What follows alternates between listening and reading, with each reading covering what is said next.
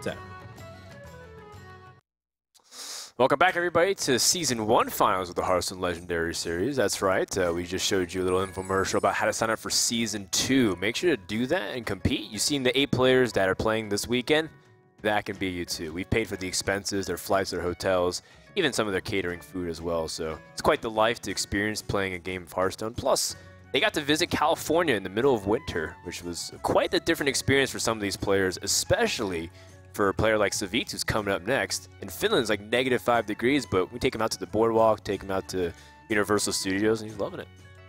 Yeah, a lot of these players came from the open bracket, so they started just when everybody else playing sometimes 500-player open brackets, making it all the way through, fighting through the Challenger Finals, fighting through the match day, making it all the way here. So it's been a grueling battle for some of these guys, and they started just from going there and signing up for these tournaments. So it's pretty cool, pretty cool. Definitely. So our next match will be Savjz, as we mentioned, versus SilentStorm, a player that did come through that open. Great transition there, TJ. SilentStorm is the player that, I guess the way that it was summarized was the best player that you haven't heard of in a lot of ways. He's a player that's, has his own specific style. I don't really know too much about him otherwise, though. He's kind of unknown. Yeah, he's from Canada, right? Yeah, definitely. I'm excited to see. He's from Canada. I mean, I'm just excited to see players from, like, just new players and players from new regions especially. I don't know. Like, we don't... That's why I'm so excited for the Taiwanese players, for example. I feel like this is the first Canadian player, at least that I've heard of in the pro scene, so it should be cool to see. Savjz, on the other hand, he's on such a good streak lately. I don't think he's ever been better at Hearthstone than he has been lately, just winning tournaments left and right, so... Yeah, I mean, he also recently won the Invitational, I think you were in the finals against him, right? You were second. Yeah, so he was the only one I lost to. It was like me, Colento, and Rennie Hour. Yeah. So he won that, which is like a smaller, like, 4-man thing, but he also won the, there's some other, like, major, well, he won ESL, of course, to get here, which is impressive in and of itself. Yeah. Like, the Seed Story Cup was probably his best win so far as well. That was a really impressive tournament to take down. Yeah, but he's definitely, like, finishing very high in every tournament I see him in. Even in the ESLs he didn't win, I think he made it to top 4 or finals or something. So, yeah, definitely a solid play right now. SilentStorm I haven't seen too much from. I'd like to see, just how good he is. Is he really the only Canadian player you can think of? Yep. Oh, no, there's Kit Kats, I guess. Hosty as well. Or... Right. Yeah. I mean, Canada actually has a couple pretty good players. Yeah. I guess I never, like, associate players with Canada. Maybe that's the problem. You just think NA? Yeah. Yeah, okay. That's fair enough. But, SilentStorm, we don't know too much about him.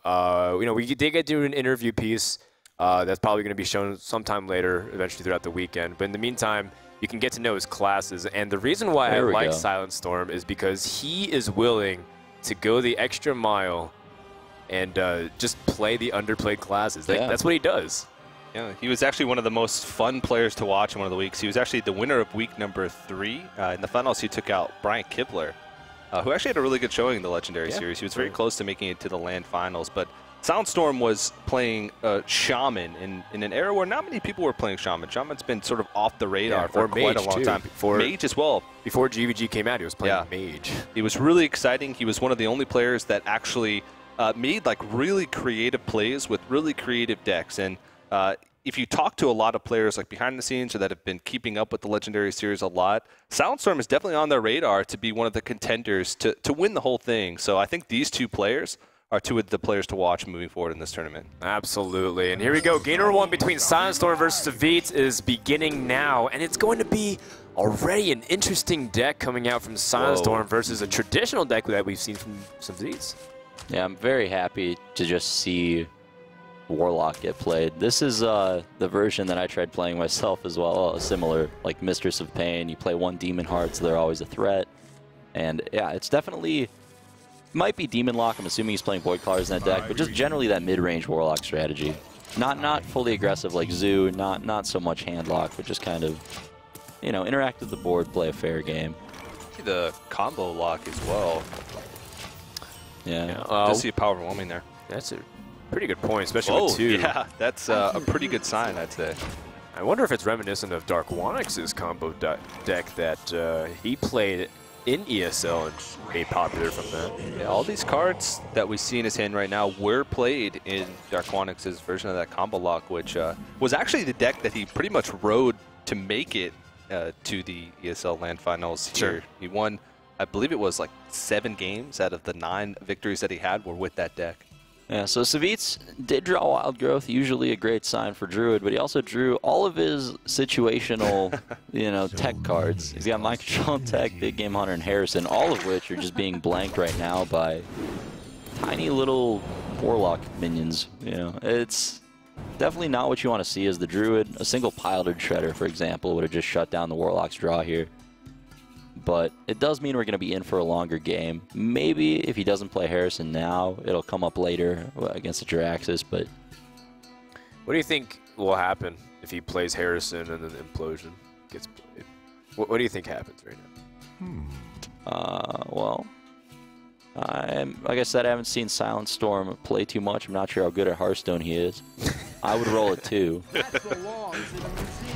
Well, I feel like this could be either really pretty or really ugly. Depends on how. Probably just going to take the clean power overwhelming trade, but that's also a possibility too. Could also man mode this Implosion.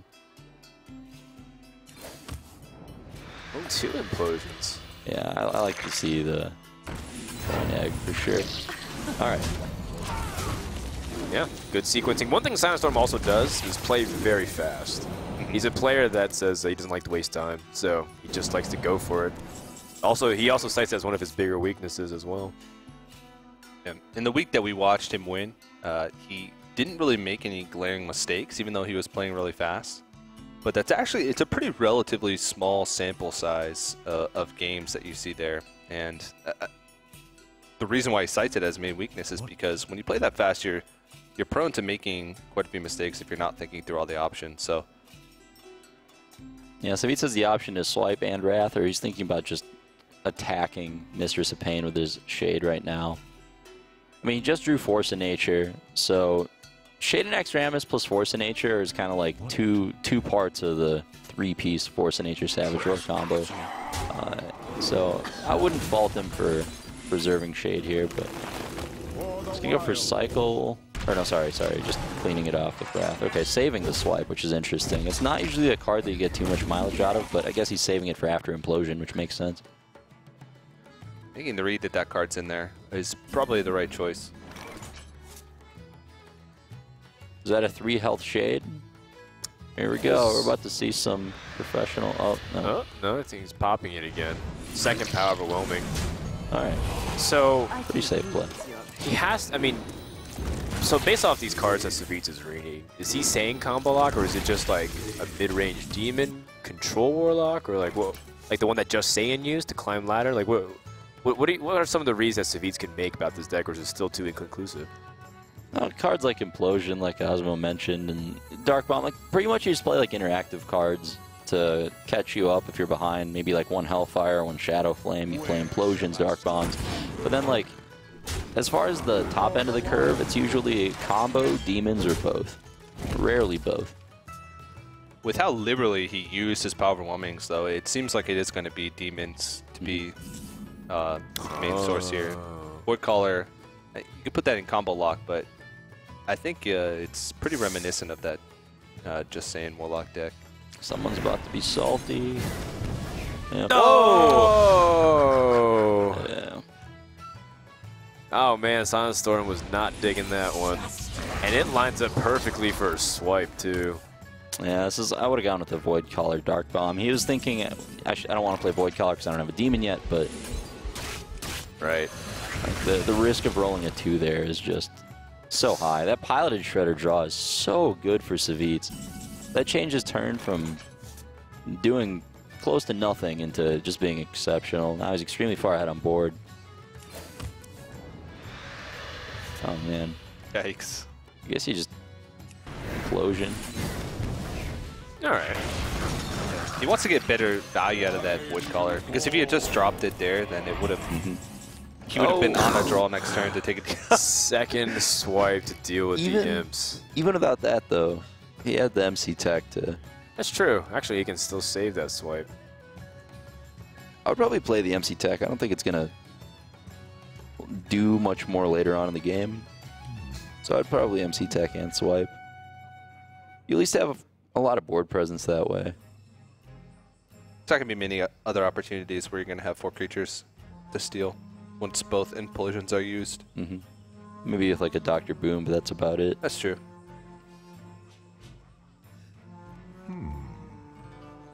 I mean, if you, based off what he's seen too, like how much more can you wait for an MC Tech? Plus, it's a 3/3 you can get out too, so it's a pretty reasonable body if you draw into the Savjz Roar combo. You definitely play it. Yeah. This is Hearthstone sometimes, man. Sometimes. That's just brutal. Rolling low on the implosion and stealing the Voidwalker. Yeah. RNGesus is just not shining light down upon SilentStorm right now. I mean, this also just got really interesting with Jiraxis in the hand. I mean, he's got a Shadow Flame play. He can put Jiraxis out there. Yeah, he's got to like weigh the merit of having a 315 against Druid versus, you know, never being able to play Jiraxis again, which honestly I would take the 315 because if you Jiraxis, there's just such a high chance he died a combo. Right. This puts him ahead on board right now. He's got the Lothep follow-up. Anti-heal bot, unfortunately, cannot heal minions like Earthenring Farseer can, so Jiraxis might get dealt with. Oh, jeez, that's Sylvanas. Sylvanas draw. Sylvanas is just about the only way that the Druid can deal with Jiraxis. So I suppose that's a pretty decent draw, because other than that, a 315 would cause a lot of problems over the course of the whole game, I suppose. Absolutely. We're definitely going to see a life tap here. This is where SilentStorm can't really afford to play Lotheb. Yeah, because then Jiraxis just gets taken back. Do you... I think you just play Healbot and Abusive and go for the flip. Like, just attack the Sylvanas. Just rip off the Band-Aid.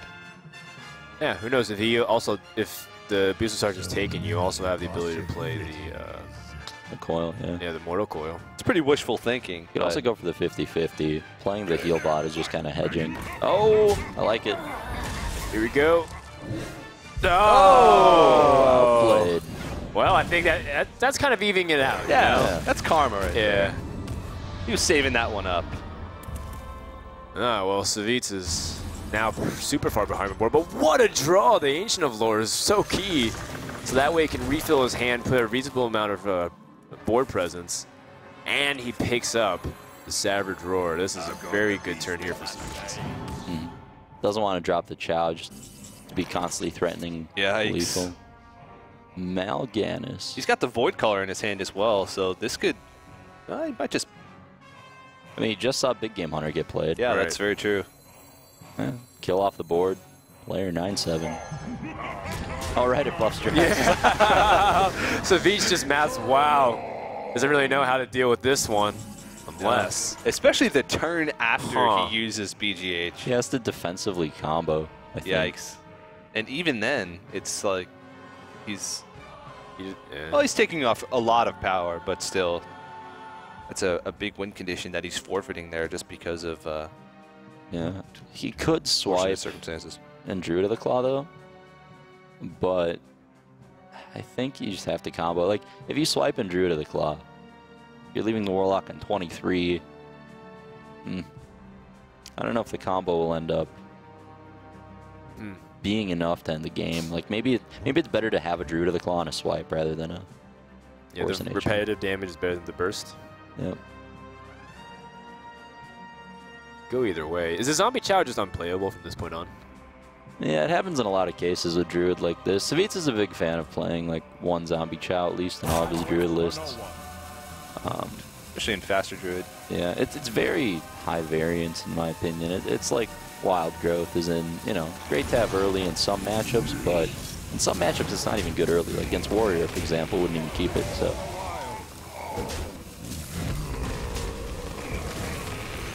All right.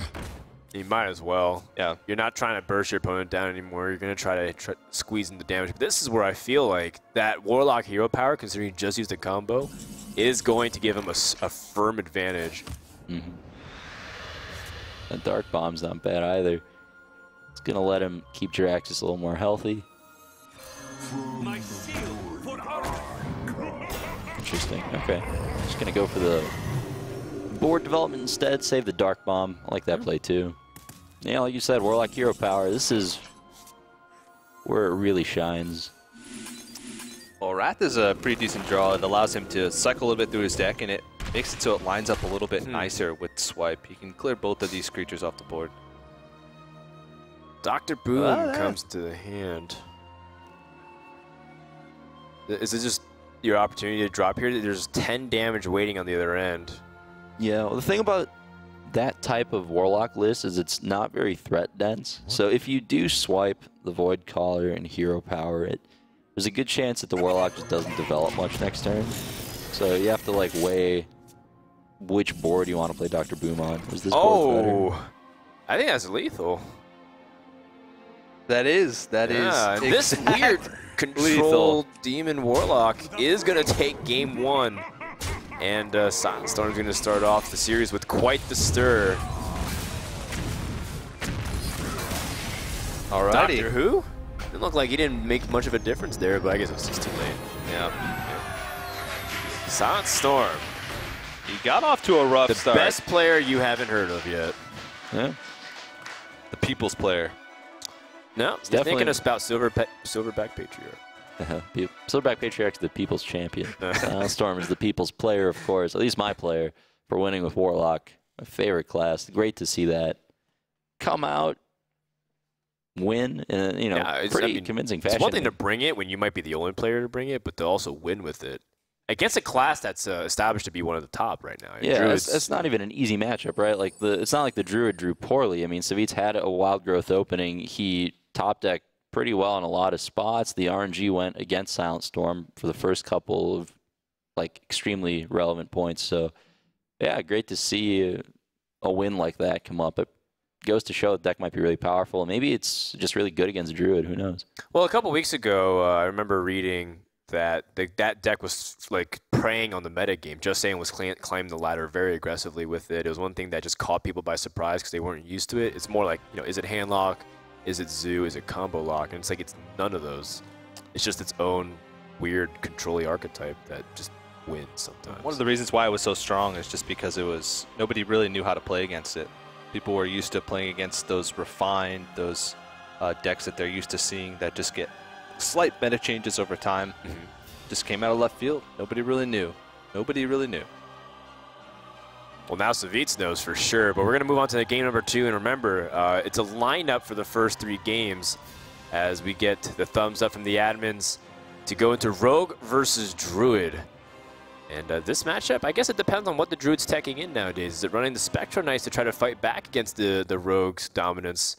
Or is it playing more just traditional, whatever, doesn't really matter, I'm just going to draw into combo and win? A lot of Druids have been taking in the Spectral Knight. Harrison Jones as well. That's actually been a pretty staple card in Druid for a long time, but if you're playing Druid, you know that you're going to be matching up against a lot of rogues, especially in this tournament. You have to make the read that a lot of players are going to be bringing it. So those are sometimes choices that you have to make, even in a format like this where you can't necessarily bring something out to just counter something else. It's super interesting to see a preparation keep, just like, without a second thought. A lot of times, that's a card you'll keep against very aggressive decks. Against Druid, though, it's interesting to see that. Maybe that's indicative of 2 sprint in the Rogue deck or something like that, so that, the card is pretty much always live. But, yeah, so it's pretty comfortable just keeping it. I don't mind a Blood Mage here. Just play it. Prep is a really flexible card most of the time. Unless you don't draw into any spells early on. It can allow for some big plays, and a lot of times it can match up against an early innervate play, so you don't fall too far behind. A lot of times rogues have ways to deal with that as it is, but sometimes it can give you a little bit of an extra buffer zone, sort of, if the Druid has a really fast start. I'm not a big fan of holding on to the Blood Mage here. That Rogue hand doesn't have a 4-drop yet, and it would increase the odds of having a turn 4 teacher to have played that. I guess maybe you play it now, so it's the most awkward turn for Druid to hero power, but I'm also a fan of playing the SI agent on 3, which this means you can't do now.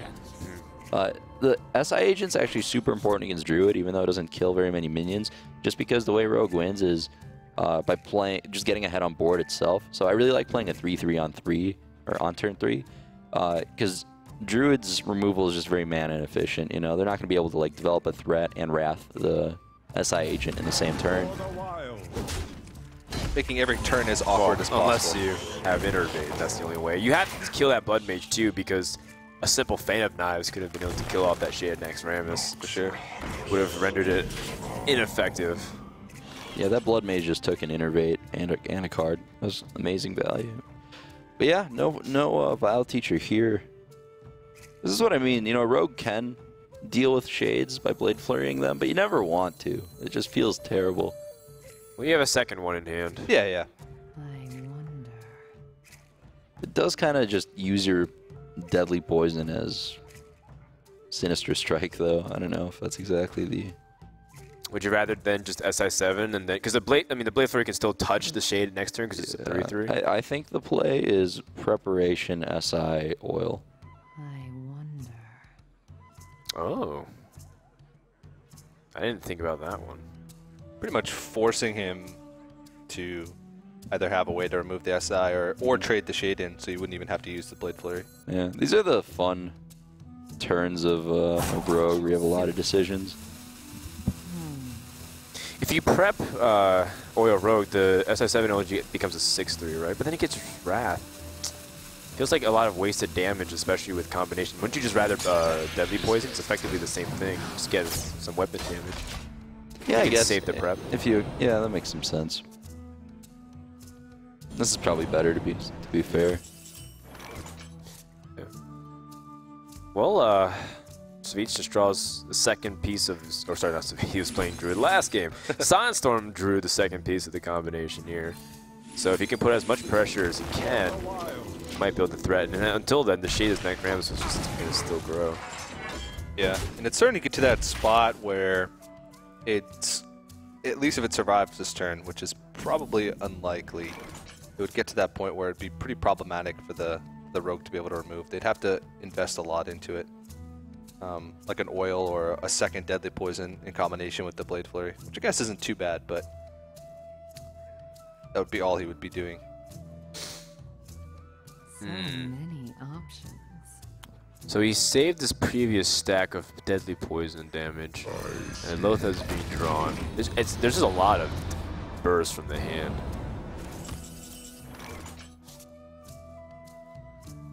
That Lothab interrupting Sylvanas play is just so good. Playing a Keeper on turn 5. When you have no alternative, I mean, you have the combo in hand, you kind of have to pressure. Yikes. And he's even going to float a mana as well, so he can't even mix in a hero power or anything. Yeah, losing that Shade's a big deal. Well, I mean, that would have pretty much guaranteed the combo being lethal. I wonder if even letting Lothab live was better. Probably not. Yeah, especially if, I mean, what does it say? What does it say with the charges like that? Is it telegraph? Is it possible they telegraphs Blade Flurry at all? It might. I mean, that's a card you can pretty much always assume Rogue has anyway. I mean, they do play 2 of them. Here, you know he has it because, you know, with 6 mana, the Rogue played a 3-3. And it just has all spells in hand, so. Right. And he's held onto that weapon for so long. Right. Just that one weapon charge.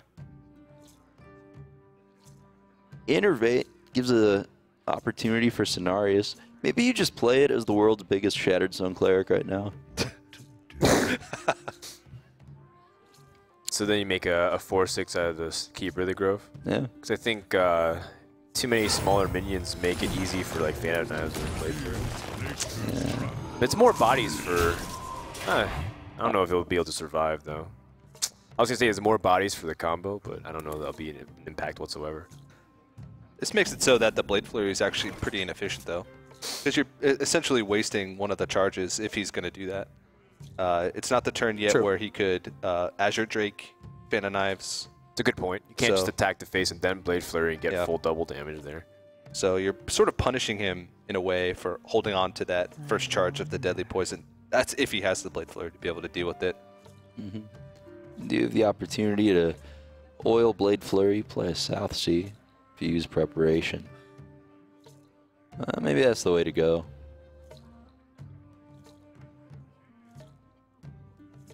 Yeah, the preparation sequencing allows him a lot of interesting decisions this turn. But he did use both innervates, right? So now he can't innervate combo, so that's something that's at least relief off his mind.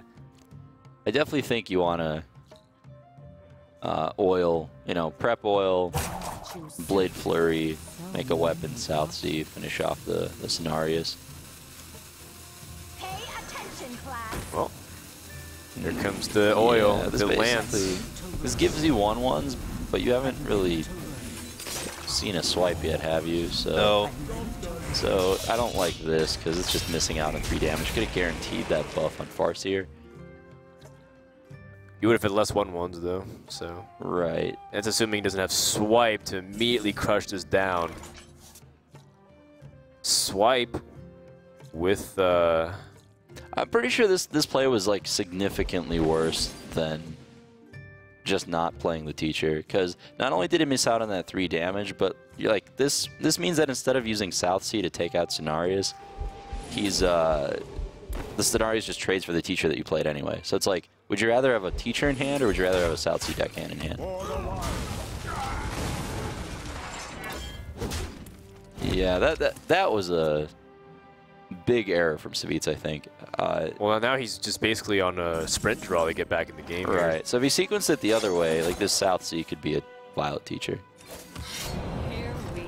Got a lot of health to get through with just 3 cards in his hand. It's just looking for a sprint or some kind of really big card. Savjz does not look happy at this point because he's just sitting with a couple of very weak cards. And now Druid has just a lot of damage that will be coming in with the combo. Not to mention it's got Wild Growth, so we can cycle and dig a little bit deeper. Yeah. So the other players in the finals here, take note that he just drew a second Force of Nature. A lot of times, players only play 1. I personally prefer only 1 Force of Nature in my Druid deck.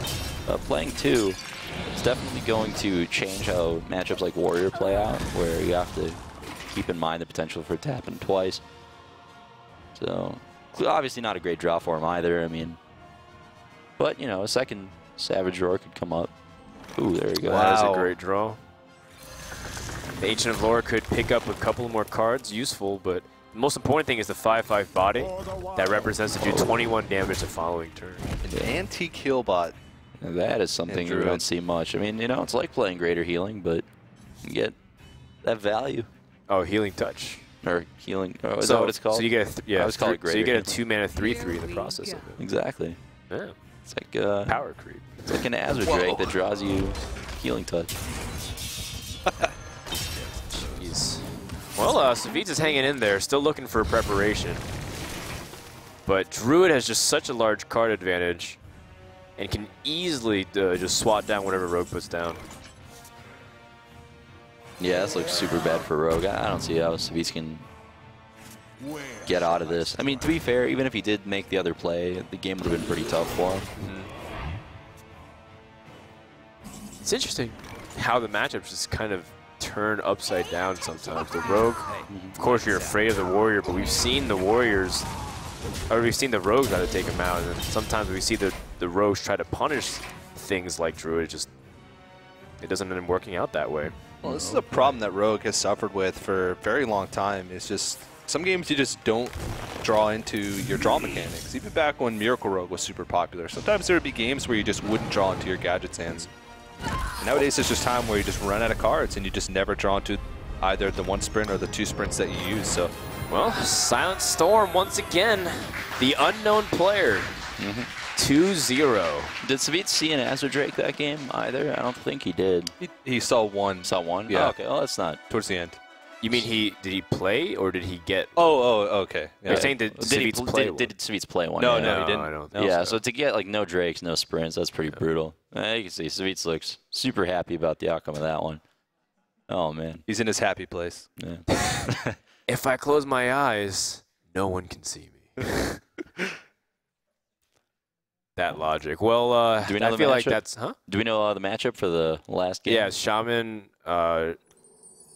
Shaman versus something. You wrote it down.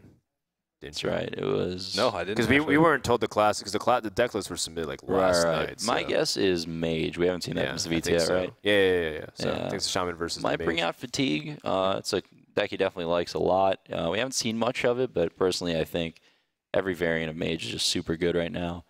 But yeah, Freeze. What about Shaman? Like, what's the status of Shaman? Because people said that was a bad class. Actually, you're one of those ambassadors who are saying like Shaman's just struggling. Just it can't really pull himself out of the dumps. That's a nice way of saying it. I said it was straight garbage, which, like, there's lots of ways to build it, right? You can build it like a mech deck, in which case you're playing a bad mage deck. You can build it like mid-rangey, in which case you're playing a bad everything deck. It's like, there are versions of it that can do well. I've seen really slow ones, 2 heal bots, for example, but Shaman versus Hunter. Shaman versus Hunter. So this matchup in the past, it wasn't, especially if it was a face Hunter, the Shaman struggled a lot. But, now that GVG came out and TKO bots exist, and maybe the Shaman's leaning more towards mech, and you have those mech synergies. Yeah, it's gotten What kind happens? of back and forth historically. I mean, there was a time when Shaman was just really disadvantaged, like you mentioned, because it didn't have any healing, didn't have access to any healing, and face Hunter just wreck it. But then there was a time when Shaman was actually pretty good against Undertaker Hunter, just because it could deal with Undertaker pretty early, and then the 2-1s didn't do so well against your Haunted Creeper. But yeah, right now, I just got to give the edge to Hunter because the class is playable. We're seeing like interesting. Yeah, I like keeping Bow Companion, at least the Companion. You have Coin.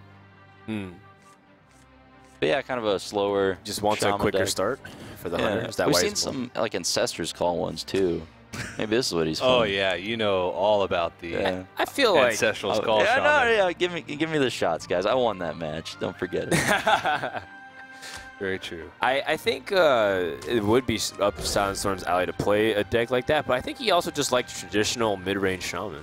Like, that deck's pretty underrated, even though everyone knows that it's weak and relative to the meta game. But Hey now. I think it's also one of those decks where, like, if you underestimate it, it still does Shaman things. Yeah. It just, like, gets value, it gets board control, and just wins. Pretty solid against Warrior as well. So if SilentStorm, I mean, he loves Shaman as it is. We saw him play Shaman to great success the week that he won. And if he was expecting a lot of Warrior coming into this weekend, Shaman could be pretty good. I don't know. Oh. Savjz has got that secret tech, Angry Chicken. Angry Chicken, Houndmaster, the dream. Not actually too bad to get Angry Chicken. Captain's Parrot is what you don't want. Angry Chicken's playable. It's like Stone Tusk Boar, but nerfed, you know. A balanced Then Stone what- Tusk Boar then is what- what you mean. There was What a is time- Captain's Parrot then? I think that's right. Novice Engineer with a bug, I guess. I don't know. Like, Angry Chicken, legitimately, I used to play that in 2 of it in Hunter for a long time. Back when Unleash the Hounds was a completely different card No, that you cost did. 1 mana. You can find all these decks Yeah, on 1 mana Unleash. TempoStorm.com. Oh, you mean when the, yeah, when it was like give charge plus it's 1 attack? Yes. Yeah. Because it was, you have to play every cheap beast. And it was pretty awesome. I think Hungry Crab was in that. Is Hungry Crab a beast? Yeah? Yeah, Hungry Crab was in it But too. why? I mean, you could play like Young Dragonhawk. Yeah, you did. You played all the 1 mana ones. Because you play 2 mana Buzzard, dry your deck, play 1 mana Unleash, win the game. So, like, it was worse return on River Crocolisk and stuff, and better return on Angry Chicken. Gotcha. Well, we will see just how far this Angry Chicken will go. It's holding down the fort right now. It'll do 1 damage at least. Actually, it's already done 1 damage. In fact, it might even do Oh, you're right. 2 damage. Let's not get too crazy here. Oh, Sludge Belcher, Natural Predator, Piloted Shredder. This is why that Rogue Hero power is so good to accompany Piloted Shredder. But when you have a class that doesn't have a hero power that controls the board, like Shaman, for example, you know, you have to commit an extra card just to deal with a Belcher. In this case, there's Defender of Argus, but you don't really want to play that on 5 mana. Yeah, how else do you complement it with Defender of Argus with the 1 remaining mana? You only have the Rockbiter. And normally this is when you want to drop the Drake anyways, so that way you can get a little bit deeper, put out that 4/4 body. SilentStorm is not confident in his crackle skill, so he's going to opt for the Azure Drake instead. Not a bad play, but man, when Sludge Belcher just stops. Oh, wait. Oh, He has, no. He has the Houndmaster. It's possible. It's such a bad play here, but I mean, Just see what just you to get. see from the reaction out of Oh, SilentStorm no. would be perfect. I mean, okay. Well, All right, so not gonna SilentStorm's going to need an Earth Shock for sure, but this play is super clean. Full control of the board for Hunter. Angry Chicken. oh, he does have the nice turn 6 play here, but it's not as clean as you'd want it to be. His Fire Elemental is okay. Yeah. You put out the 6-5, but there's still a taunt, and then there's still high main.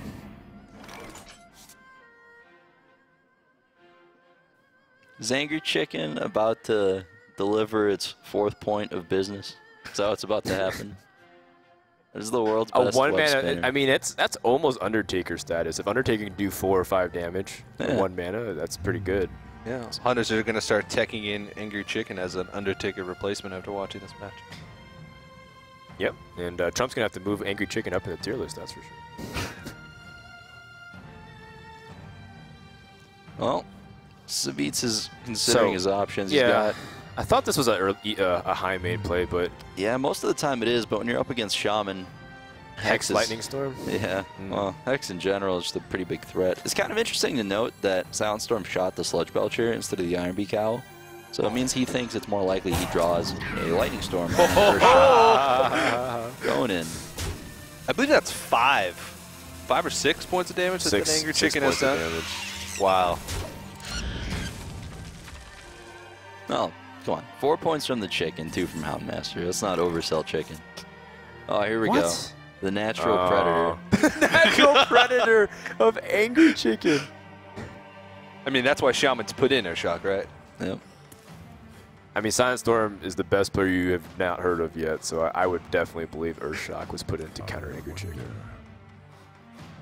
Wait, is SilentStorm the best player that You haven't heard of? you haven't heard of? Yeah. No. Well, he lived a good life. Angry Chicken will be forever remembered. Rest in peace, Angry I feel Chicken. like that's a meme waiting to happen, by the way. 2015 to 2015. Okay, well, Knife Juggler gives some pretty good juggle opportunities with this Haunted Creeper. Yeah, definitely great synergy there. Let's see if this is... Oh, he gets the Leok. And the juggle didn't go wasteful either. Yeah, it's not really what Savjz wanted here. But could be worse, I guess. Shaman doesn't have the Hex yet for Savannah Highmane, so that comes down. Oh, wow, Healbot too. Yeah, that's a very nice card to have. The heal bot allows him to stay out of reach from some of the Hunter damage. Without Lightning Storm, though, it's pretty tough for SilentStorm to clear the board here, but Rockfighter's going to take care of most of it. Yeah, and he's also got the Feral Spirits. I think he's going to go with Defender instead. Ah, that's also a possibility. More mana usage. Yeah, especially with Healing Totem. It's great. Great combination. Well, I guess you've had time to see whether or not he has the specific removal. Highmane comes down. If he finds a way to deal with this Highmane, though, it could end up being a pretty rough. Oh! Is that good, Azumo? That's Why is that good? that's pretty good. Oh, man. That's pretty bad. Savjz is going to be very disappointed. Well, that's gonna probably do it. I mean, it's so tough for Hunter to climb back into it, right? Like your best tool for catching up is Unleash the Hounds, and that's not gonna do a whole lot against 3 health taunt minions. And now this Healing Totem also spreads it out a little bit more, so it's just that much harder to get rid of this board. He's healthy as well. Well, Oh. Dr. Boom is something that you are never upset to see off the top. Well, this lane of the game, not. Yeah, definitely one of Savjz's better draws here. What he needs really is like a Cult Master into an Unleash, and then he's in it. Yep. That would feel pretty appropriate, especially since Shaman naturally builds up the board a lot. And that's assuming he's even running Cult Master. All right, well, SilentStorm picks up Flame Tongue Totem. I mean, I think this is a pretty safe turn to use an Epsilon here. He still has the opportunity to throw down the Flame Tongue Totem as well to help penetrate into the Dr. Boom. It depends on what Murlocs he gets. Wow. Oh, man. Well, yeah, Flame Tongue lets you play Tide Collar, and Tide Collar's a pretty big deal. Yeah, the Tide Collar allows him to buff up that creature, and that, I mean, the Tide Collar essentially becomes a Murloc Undertaker. Whoa. Wow, that is a really effective Boombot as well. All right, at least the taunts have been dealt with. Took out something. But he's still relatively healthy. 21 health still. It's a lot to get through. He's starting to run out of cards. Yeah, this is where the anti-Q bot is so important because, I mean, SilentStorm would have been 11 health. And maybe Savjz could start digging damage, but he's so far away from being able to finish, and Shaman can now turn on the pressure with hiding behind Feral Spirits. Yep, and this Murloc is about to, well, if he decides to go the Murloc route, it's a lot of pressure. Why wouldn't he? Because he can't play all of them with the Feral Spirit, but that's fine. Really nice sequencing there as well. You notice he caught himself. Make sure you attack with the Epsilon before he placed those Murlocs in the correct spot next to that. That is a 3-0 for SilentStorm against what many consider the favorite of this entire tournament. SilentStorm is going to win 3-0 and sweep Savjz. Yep, that didn't I think the crowd's stunned. They didn't expect that. Yeah, no handshake or anything, damn. Wow. Seemed like Savjz was a little bit stunned as well after that one. SilentStorm, really impressive showing in that series, though. Yeah, he played super well, had some cool decks. Glad to see cool Warlock decks. win, and didn't even get to the blind pick stage. So Warlock and Shaman. Yeah, two classes that I didn't really anticipate seeing much of, but I think that's where SilentStorm's the strongest. He's playing classes or decks maybe that he's familiar with, and it's also a surprise factor, which does end up working the most the first time around. Now every series from this point on, say Savjz meets SilentStorm for second place in the group, I'm sure Savjz will do a little bit better considering he knows what to expect. For sure. Yeah. And Druid kind of is a safe pick there. I'm glad, I think as the first, well, this is the first match, the second match of the day, but I'm glad that these players are playing Druid. I expected to see a lot more of that. Was kind of surprised that in the first match we didn't see any of it. But, yeah, are we going to head over to the winner interview? Or In just a second, slow down right now. It's okay. Oh, man. That's me and TJ's job to do that. It's all good. We're going to have also some other guest players and casters rotating on, I believe, after this series. We'll start getting some players in. That'll be really fun. In the meantime, guys, in case anybody joined in because we recognize, earlier in the stream, it's kind of early for NA. Some people are just waking up. Welcome to the Season 1 Finals. We're giving away some packs if you submit the best meme. I did this challenge, and it was confirmed by our social media guys. So if you can create something fun, you can just go ahead and hashtag HLS or go to that link you see below, esl.gg/HS Mega Finals. And win some classic packs so you can open up some stuff, dust it, and maybe craft Dr. Boom for yourself. I'm a huge fan of packs in general. Yeah, I mean, packs are great. I love packs. And for those of you watching, it's like I love money. Do you love money? It's like, yeah. If you're not gonna, we have so much in common, TJ. If you're not gonna use your giving out packs cards, I'll buy them for 25 cents each to everybody in the audience. Gotcha. Catch me after the show. We'll cut a deal. We're actually not even paying TJ in money for his time casting. We're just paying him in packs. Worth 1/100th of a cent. Can't get enough. All right. Well, I believe the interview is ready. With Anastasia. Before that, we also want to thank Plantronics for doing a good job and helping us support the stream going on. You saw those headsets that they were wearing. They give away some stuff of that throughout the entire season. And they're a big supporter of why this is all possible. So we want to give a big shout out to them. And the best thing you can do to support us is to go to those links and support them as well. In the meantime, we're going to go with the winner, the man of the moment, SilentStorm, who 3-0'd possibly the strongest player at this LAN. Or is he? We'll find out more with Anastasia right now. Thank you so very much, Frodan. And wow, what generosity from you and from the studio, giving away packs for memes. I think I'll have to figure something out and join you guys in on that. So now, the man of the moment sitting here with me on the winner's couch, The winner himself, 3-0. Team Magic Amy's very own SilentStorm. Welcome. Hi.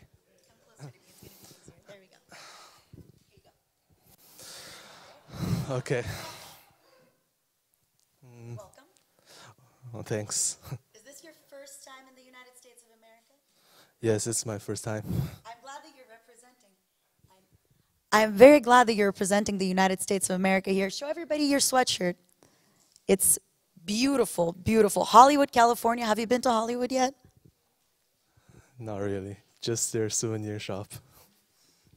Very nice, very nice. Well, you are indeed the man of the moment. You are our youngest player here at 17 years old. Is that correct? Yes. Still a high school student? Yeah, I'm grade 12 right now. Perfect, perfect. Now, let's talk about it. Your next match, you're going to be going up against Zalae. How are you feeling about that? I'm kind of nervous because Zalae is really strong. I met him a few times in ladder and he wrecked me all the time. How did he wreck you on ladder? I don't know. Just he's a good player. Perfect. Well, you should be a little bit more nice about yourself because you are the man of the moment. You just beat out the tournament favorite, Savjz, and you have a very bright future ahead of you. Anything else that you want to say to us?